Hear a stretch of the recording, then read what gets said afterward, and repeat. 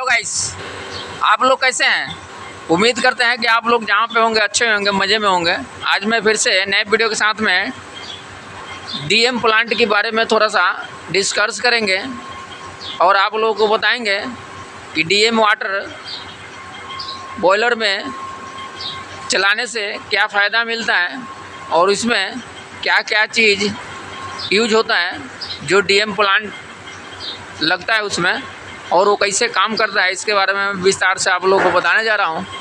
यदि वीडियो पसंद है और अच्छा लगे तो अपने दोस्तों के साथ शेयर, सब्सक्राइब और लाइक ज़रूर करना। आप लोग ऐसे ही टेक्निकल वीडियो आप लोगों के लिए मैं लाते रहूँगा। चलिए मैं आप लोगों को बताता हूँ कि डीएम प्लांट ये कैसे काम करता है, इसमें कौन कौन सा मटेरियल लगता है और ये चार्ज कैसे किया जाता है कि पानी को ट्रीटमेंट करके बॉयलर की फीड टैंक में स्टॉक करके और बॉयलर में इसको यूज में लिया जाता है। इसीलिए ये हर प्लांट में डीएम प्लांट की आवश्यकता पड़ता है, क्योंकि कहीं कहीं डीएम प्लांट लगाने के बाद आरओ भी उसमें लगता है। आरओ वाटर करके इसके बाद में फिर डीएम वाटर करता है आदमी ट्रीटमेंट, और इसके बाद फिर बॉयलर में चलाने के लिए उपयोग में लिया जाता है। इसलिए मैं ये वीडियो आप लोगों को, इसका स्टैंडर लगा हुआ होता है, जो जाली टाइप का स्टैंडर होता है, वो देख सकते हैं दोनों तरफ में इसमें स्टैंडर लगा हुआ होता है।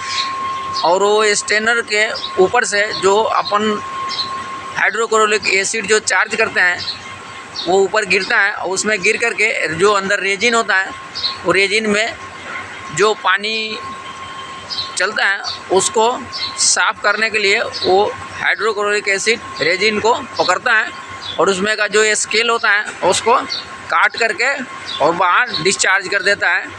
इसका यही मेन पर्पस होता है। और ये चार्ज होता कैसे है ये बता रहा हूँ आप लोगों को। देखिए ये एसिड टैंक रखा हुआ है यहाँ पे, जो इसमें हाइड्रोक्लोरिक एसिड रहता है। यहाँ से इसको ये पाइप के द्वारा देख सकते हैं, ये पाइप के द्वारा ये यहाँ इंजेक्टर में आता है। ये देखिए ये इंजेक्टर लगा हुआ है, ये इंजेक्टर में आता है। इंजेक्टर में से होते हुए जब भी इसमें हाइड्रोक्लोरिक एसिड चार्ज करेंगे तो ये पहले अपना ये पंप को चलाना पड़ता है। ये देखिए यहाँ पे एक पंप रखा हुआ है, जो इस पंप को रॉ वाटर से चलाने के बाद इसमें फिर इसके बाद पानी जब इसमें लाइन ले लिया जाता है, लाइन पे आने के बाद जब इसमें पानी चलने लगता है फिर इसके हाइड्रोक्लोरिक एसिड को इसमें इन किया जाता है। इसके बाद ये दोनों मिक्स हो करके पानी और ये एसिड उसमें ऊपर से देखिए ऊपर से जा करके ये फिर नीचे की ओर आता है, नीचे हो करके फिर इसके बाद यहाँ से नीचे से निकल के और नीचे से निकलने के बाद ये यहाँ हो करके यहाँ से डिस्चार्ज हो जाता है। ये वाल्व खुला रहता है, यहाँ से डिस्चार्ज हो जाता है। तो ये जब ऐसे ही ये चार्ज होता है, चार्ज होने के बाद जब एसिड चार्ज हो जाता है तो कैपेसिटी के हिसाब से इसमें एसिड लगाया जाता है। जितना इसका कैपेसिटी है उसी हिसाब से हाइड्रोक्लोरिक एसिड इसमें चार्ज किया जाता है। चार्ज करने के बाद फिर इसको कम से कम आधे घंटे के लिए सोकिंग के लिए छोड़ा जाता है। आधे घंटे सोकिंग हो जाता है, इसके बाद फिर इसको वॉशिंग पे लिया जाता है। वॉशिंग करके फिर जो वॉशिंग करने के बाद इसको चेक किया जाता है। यदि इसका पीएच यदि सही हो गया, कंट्रोलिंग कम से कम इसको पीएच सही हो गया, तो फिर इसके बाद अपन इसको आगे सप्लाई देते हैं केटाइन को। जो यहाँ पे देखिए ये कास्टिक सोडा का ये जो प्लांट है, ये जो केटाइन है ये कास्टिक सोडा वाला, इसको देते हैं। और इसमें भी वही पर्पस से चार्ज किया जाता है। इसमें देखिए आगे वो टंकी रखा हुआ है, जो देखिए उसमें कास्टिक सोडा को घोल दिया जाता है। घोलने के बाद ये भी कैपेसिटी के हिसाब से जितना ज़रूरत है उतना इसमें चार्ज किया जाता है। चार्ज करने के बाद फिर ये भी ऐसे ही वहाँ से अपना पाइप के द्वारा ऊपर की ओर जाता है, ऊपर से होकर के नीचे की ओर ड्रेन हो जाता है। ड्रेन होने के बाद ये वॉशिंग करते हैं। वॉशिंग करने के बाद ये भी जो इसका पीएच देख लिया जाता है कि पीएच यदि सही हो गया तो इसको भी लाइन पे लगाने के बाद आगे देखिए फिर इसके बाद ये मिक्स वेट लगा हुआ है। ये मिक्स वेट में इसमें दोनों मिक्स चलता है। जैसे नीचे के पर्पस पे देखेंगे, नीचे के जो वेसल है उसमें एसिड चार्ज होता है और ऊपर के वेसल जो है उसमें कास्टिक चार्ज होता है। ये दो पार्ट्स में मिक्स वेट होता है और इसके बाद ये दोनों को चार्ज करने के बाद वैसे ही पर्पस से इसको वॉशिंग करता है आदमी। वॉशिंग करने के बाद इसको पानी को ड्रेन करके फिर सूखा करने के बाद फिर इसको एयर के द्वारा मिक्सिंग किया जाता है। मिक्सिंग करने के बाद फिर मिक्सिंग हो जाता है। इसके बाद फिर इसमें पानी छोड़ करके और इसको ड्रेन के माध्यम से फिर इसको चेक किया जाता है कि हमारा चार्ज सही हुआ नहीं हुआ। यदि दोनों को सही हो गया तो इसका पीएच को कंट्रोल किया जाता है, देखा जाता है। यदि इसका पीएच फाइनल 8.5 तक निकाल रहा है या 8.5 से कम थोड़ा बहुत निकाल रहा है तो भी चलता है, बाकी 8.5 इसका फाइनल पीएच होना चाहिए।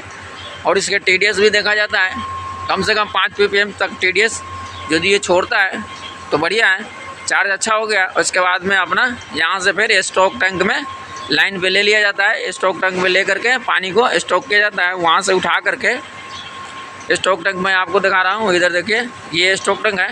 यहाँ से उठा करके वो स्टॉक टैंक से उठाने के बाद फिर वहाँ से डायरेक्ट बॉयलर के फीड पंप में फीड टैंक में चला जाता है। बॉयलर के फीड टैंक में जाने के बाद वहाँ से फिर बॉयलर में यूज में ले लिया जाता है। इसीलिए इसका मेन पर्पस था जो मैं आप लोगों को बताया। ये देखिए ये पूरा वाल लगा हुआ है, जो चार्जिंग करना है। जैसे यहाँ से देखिए ये पानी आता है, इसमें यहाँ से पानी आया, ऊपर से फिर ऊपर गया, ऊपर जा करके देखिए ऊपर से फिर वहाँ इन हो रहा है। इन होने के बाद फिर नीचे आ रहा है, नीचे से ड्रेन होते हुए यहाँ से नीचे ड्रेन होते हुए यहाँ से निकल रहा है। यहाँ से निकल के वो देखिए टैंकी में ऊपर में ऊपर के टैंकी में जा रहा है वो।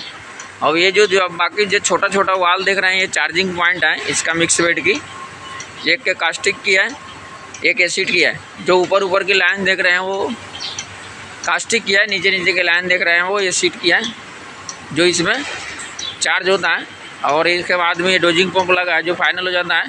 तो ये डोजिंग पंप से इसमें जो केमिकल है पीएच मेंटेन करने के लिए पीएच बूस्टर वो चला करके, जैसे इसका पीएच कम हो जाता है तो उसको मेंटेन करने के लिए डोजिंग पंप लगाया जाता है और इसको पीएच को कंट्रोल करके और इसके बाद में स्टॉक टैंक में पानी को भेजा जाता है और वहाँ से स्टॉक टैंक स्टॉक करके फिर इसके बाद में बॉयलर की जो टैंकी है फीड टैंकी उसमें डाला जाता है। वहाँ से डालने के बाद फिर वहाँ से अपना बॉयलर के लिए फीड पंप के द्वारा बॉयलर में यूज में लिया जाता है। इसलिए मैं ये वीडियो आप लोगों को दिखा रहा हूँ।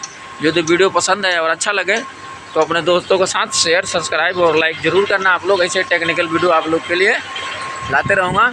देखिए ये पूरा सिस्टम मैं आप लोगों को आसान भाषा में समझाया हूँ चार्जिंग पॉइंट के। यदि कोई समस्या हो तो आप लोग हमारे को कमेंट बॉक्स में लिख करके बताएं, उसका हम सुझाव आप लोगों को और आसान भाषा में दे सकते हैं। जय हिंद, जय भारत, वंदे मातरम।